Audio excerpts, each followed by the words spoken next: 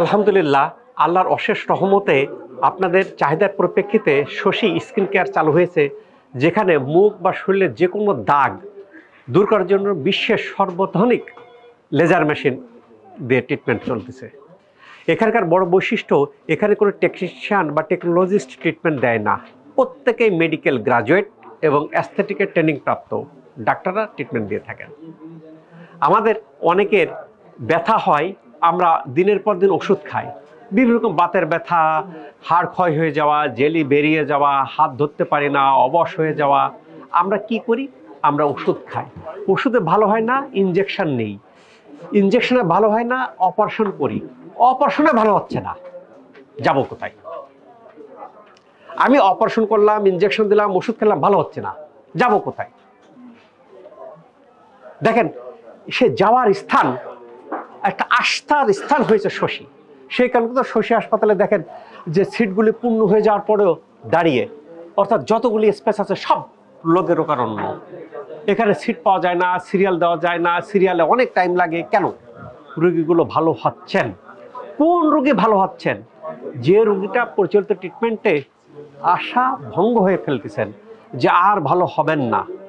অনেকে হাত দিয়ে কিছু তুলতে পারতেছেন না, অনেকের অবশ হয়ে যাচ্ছে, অনেকে বসলে উঠতে পারেন না, অনেকে সকালে পা ফেলতে পারেন না মেঝেতে, পা ঝিমঝিম করে, অবশ লাগে, ব্যথা লাগে, যাব কোথায়? তবে একটা বড় কথা কি, শশী হাসপাতালে এখন যে বিষয়টা আসছে, শশী হাসপাতালে এখন কিছু কিছু রোগের অদম্য অঢেল বিশ্বাস বিদেশ থেকে সরাসরি এয়ারপোর্ট থেকে শশীতে চলে আসতেছেন। আর বিদেশে যাব না, বড় ডাক্তার দেখাবো না, এই জাতীয় বিশ্বাস অলরেডি শশী হাসপাতাল স্থান দখল করে আছে। হ্যাঁ, যারা নতুন দেখতেছেন তাদের মধ্যে খুব ফেত হয়। আজকে একটা রুগী আসছেন, কয় স্যার বিশ্বাস করতে কষ্ট হয়, আমার এলাকাতে আমি বিশ্বাস করাতে পারি না যে ওষুধ ছাড়া ভালো হয়। তুই কোথায় যাচ্ছিস? ভুয়া, ওষুধ ছাড়া, ওষুধেই ভালো হচ্ছে না, তুই ওষুধ ছাড়া ভালো হবে? আজকেও এরকম আসছে। কেন? আমার মাথার মধ্যে গেঁথে গেছে ওষুধ। আপনি ওষুধ খেলেন, ভালো হলো না। আপনি ইনজেকশন নিলেন, পেন কিলার নিলেন, স্টেরয়েড নিলেন, ভালো হচ্ছেন না। অপারেশন করলেন, ভালো হচ্ছেন না। আর যাবেন কোথায়? আজকে আমরা দেখি আমাদের রোগীর মন্তব্য। আপনার কি অসুবিধা ছিল? আসসালামু আলাইকুম। আমার অসুবিধা ছিল স্যার হাতে, মানে কোনো কিছু ধরলে প্রচুর ব্যথা লাগবে। একবার ব্যথা পাইছিলাম হাতে, পরে পায়ে ছিল ব্যথা। পালসের অপারেশনের সময় কি অপারেশন করছিলেন? পালসের অপারেশন করার পরে কি হয়েছিল? মানে এই সাইডটা অবশ হয়ে গেছিল। পরে আমার ছুরি নেই। এটা কতদিন যাবত অবশ ছিল? পরে 3 বছর। হ্যাঁ। পরে আমি আর ছুটি নেই, পরে আমি গেছি দেশের বাইরে। এখান থেকে পরে আবার আসিয়া ভিডিও আপনার দেখতে দেখতে পরে পেলাম যে আমি ট্রিটমেন্ট নিলে শশী হাসপাতালে, ট্রিটমেন্ট নিলে শশীতেই নেব। কথা বোঝেন প্রিয় দর্শক, আল্লাহ তাআলা সেই স্থানটা, সেই বিশ্বাসের স্থানটা করার তৌফিক দান করছে শশী হাসপাতালে।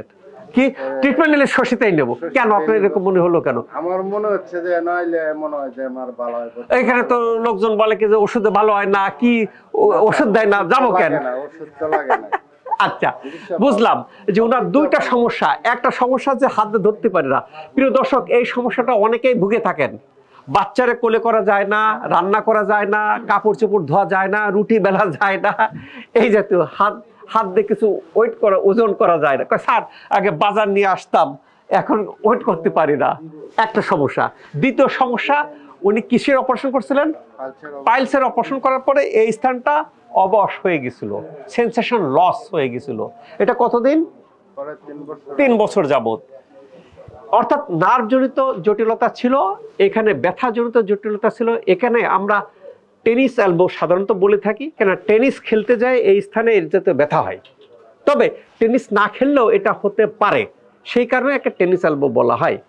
আরেকটা কি বলা হয়, যদি এই দিকে ব্যথাটা চলে আসে তাকে বলে কার্পেল টানেল সিনড্রোম, CTS।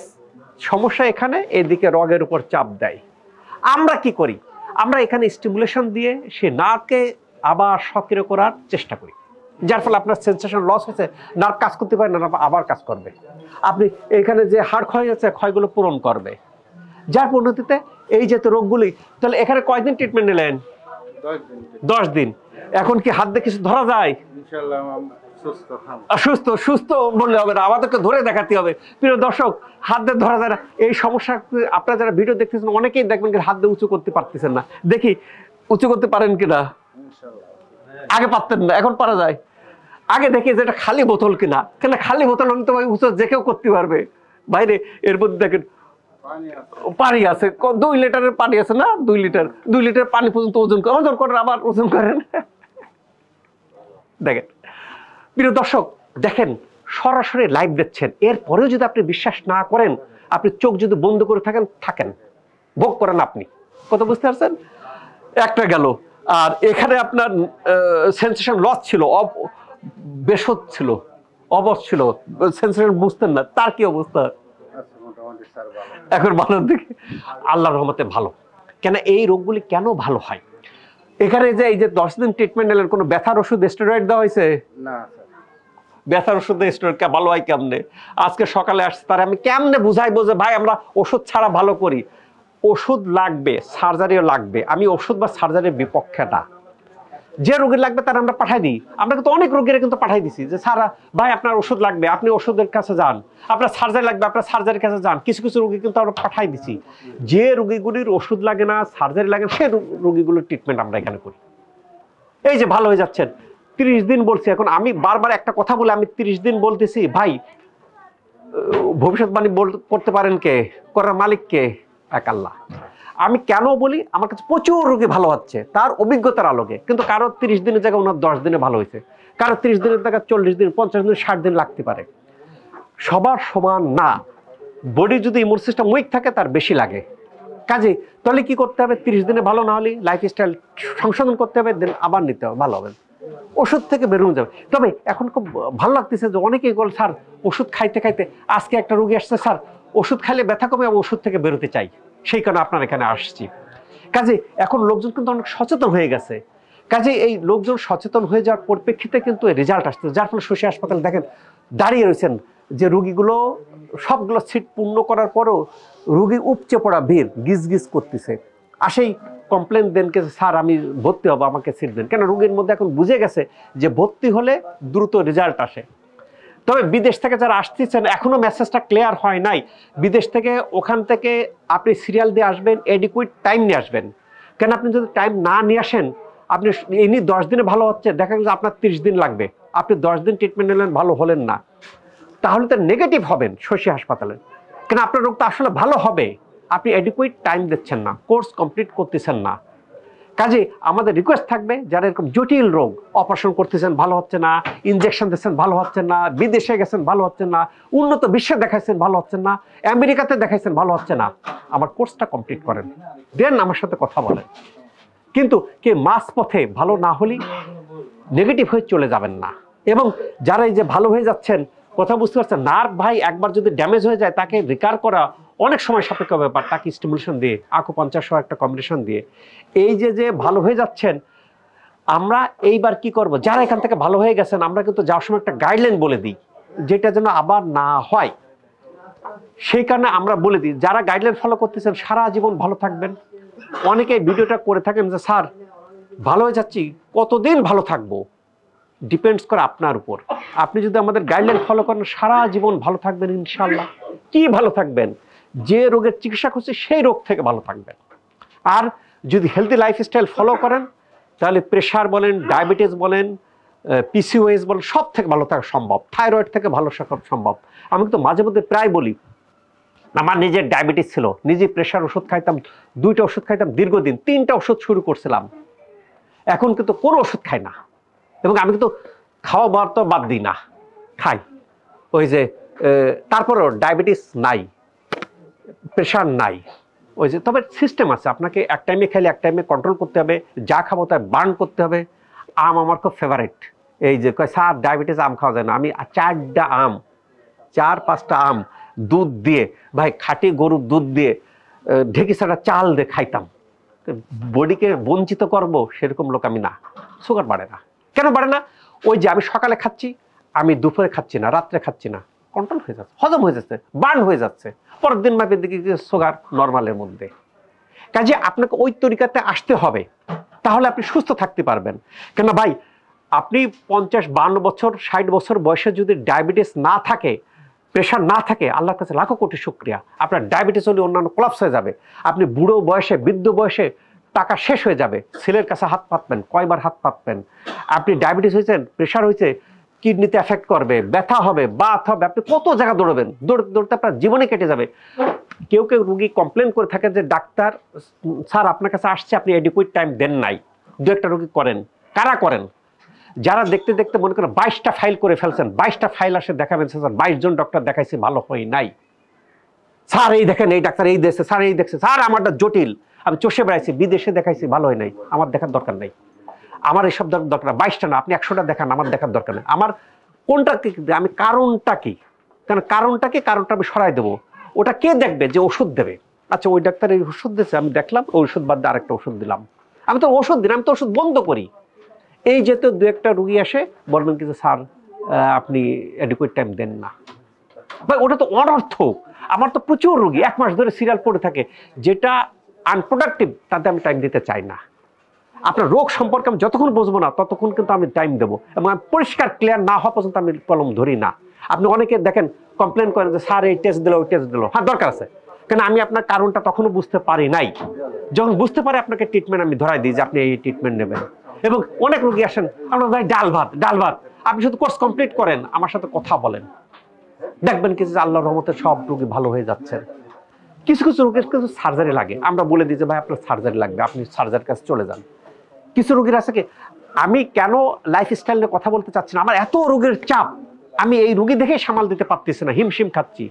কাজে আমি নিজে তো ডায়াবেটিস থেকে ভালো হয়েছি, ডায়াবেটিস থেকে ভালো হয়, প্রেশার থেকে ভালো হয়। ভাই এখন প্রেশার একটা ওষুধ খাই না, আলহামদুলিল্লাহ ভালো, শুধু লাইফস্টাইল মডিফিকেশন করলে। ওই আসে, ওই ওজন থেরাপি নেবেন, ডিটক্স নেবেন, একটু লাইফস্টাইল ফলো করবেন, যে কথাগুলো আমরা বলি ফলো করুন, ভালো হয়ে যাবেন। আমি তো নিজেই তার প্রমাণ। প্রেশার ওষুধ 3টা শুরু করছিলাম কিছুদিন, এখন প্রেশার ওষুধ লাগে না, যখন আপনি normal, cholesterol normal, sugar normal. আমি তো খাওয়া বাদ দিই না। আজকে সকালে ঢেকে সেটা ভাত, গরুর মাংস ভুনা খাই এসছি। দেহকে আমি মাংস থেকে বঞ্চিত করব তা না, আবার তবে আমাকে কন্ট্রোল করতে হবে। এটা খাবো, দেখবেন যে দুপুরে রাত্রে আমি কন্ট্রোল করে ফেলছি, বডি বাড়ে না। কাজে আপনাকে এই সিস্টেমটা বুঝতে হবে, না বুঝলে যারা বোঝে তাদের কাছে আসতে হবে, খাইতেও পারবেন, আবার এইসব রোগ থেকেও ভালো থাকতে পারবেন। এখন মধ্য কথায় ফিরে আসি, যাদের যত রকম ব্যথা আছে, ইংরেজিতে যাই বলেন না কেন, লাম্বাগো আর্থ্রাইটিস, অস্টিওআর্থ্রাইটিস, পিএলআইডি, ও যত ইংরেজি কথা বলেন, বাংলাতে এক কথায় বুঝে যান ব্যথা।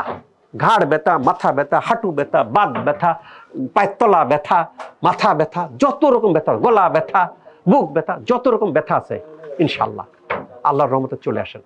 যত রকম নিউরোলজিক্যাল সমস্যা আছে, নার্ভ ঠিক মতো কাজ করে না, শক্তি পায় না, হাঁটতে পারি না, চলতে পারি না, লাঠি নিয়ে খুঁড়ে খুঁড়ে হাঁটতেছে, অন্যকে ধরে ধরে হাঁটতেছি, হুইল চেয়ারে হাঁটতেছি, চলে আসেন আমাকে দেখান। দেখানোর পরে যদি ট্রিটমেন্ট লাগে, যে তরিকা আমার এখানে যদি ট্রিটমেন্ট না লাগে, কিছু কিছু রুগীর কিন্তু বলে দিই যে ভাই আপনার অমুক জায়গায় চলে যান, তমুক জায়গায় চলে যান, না হলে আমি অ্যাডভাইস দিয়ে দিই। আমি তো রুগী আটকে রাখি না, কোনো রুগী কিন্তু বলতে পারবেন না স্যার আটকে রাখছে, কোনো রুগী বলতে পারবেন না যে রুগী বলতেছেন যে আমি বিদেশে যাব, স্যার আটকে রাখছে। আমি বলি বিদেশে যান, বিদেশ ফেল মারলে চলে আসেন। তবে আমি বলি যে আমার গাইডলাইনটা ফলো করবেন, আমার কোর্সটা কমপ্লিট করবেন। এখন রুগী যে ভালো হয়ে যাচ্ছেন, এই যে উনি মনে করেন কি যে আপনার কেন এরকম মনে হয়েছিল যে ট্রিটমেন্ট করালে শশীদাই করাবো? মনে হয়েছে যে আমার বিশ্বাস হয়েছে যে আপনার বিশ্বাস, দেখেন বিশ্বাস নিয়ে যায় কত দূর। বিশ্বাসে আসার পরে কি মন এখন কি প্রফুল্ল, যে জন্য বিশ্বাস আসছিলাম, ঠিক আছে আলহামদুলিল্লাহ, আল্লাহর কাছে অশেষ রহমত। এইবার চলে যাওয়ার সময় আমরা বুঝাই দেবো, বুঝতে পারছেন, যে কি ভিটামিন ডি কি খাবেন, ওইগুলো খাইবেন, সারা জীবন ভালো থাকবেন। পারা যাবে না? আবার দেখবেন কি যে ওটা হবে না, আবার সেন্স নষ্ট হবে না, হাত ধরতে পারবেন, ইয়ে করতে পারবেন। বাইরে খুব বেদনাদায়ক যে আমাদের মা চাচিরা যখন ওই খুন্তিতে রান্না করতে পারে না, কি হাতে ব্যথা, বাচ্চারা কোলে করতে না, খুব ব্যথা, করবেন কিছু অপারেশন, কিচ্ছু লাগে না। এখানে কোর্স কমপ্লিট করে ইনার মতো, ইনি তাকে ধরতে পারতো না। এবং এই যে পানি সহ, দেখেন পানি সহ এটা এখন ধরতে পারতেছেন, এখন উঁচু করতে পারতেছেন, এই যে উঁচু করতে পারতেছেন। আপনি দেখবেন অনেকেই পারবেন না, যে উঁচু করতে পারেন না, যেটা যদি এলবো টেনিস এলবো হয়, কার্পেল টানেল সিনড্রোম হয়, পারবেন না, সে রোগগুলো ট্রিটমেন্টে ভালো হয়। কারো সময় লাগে, কারো কম টাইমে ভালো হয়, কারো বেশি টাইমে ভালো হয়। আল্লাহ তাআলা আমাদের সবাইকে ভালো রাখুক এই প্রত্যাশায় আমি doctor S M Shahidul Islam.